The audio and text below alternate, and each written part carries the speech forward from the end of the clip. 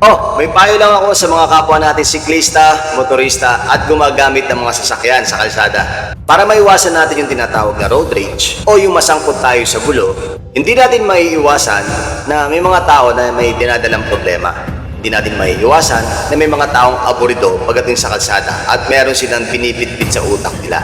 So yung mga ganyang tao, kapag medyo na agrabyado mo ng kaunti, sigurado road rage ang kalalabasan. Kung ikaw man ay nakabisikleta, nakamotor o kahit nakasasakyan, sigurado kapag walang nagbigay sa inyo at walang nagpasensya, road rage yan. Ang pinaka-the best para maiwasan natin yan, iisipin mo palagi, pag lumabas ka ng bahay at may dala kang sasakyan, bisikleta, motor o kahit anong sasakyan, iisipin mo palagi, isa kang bumbero.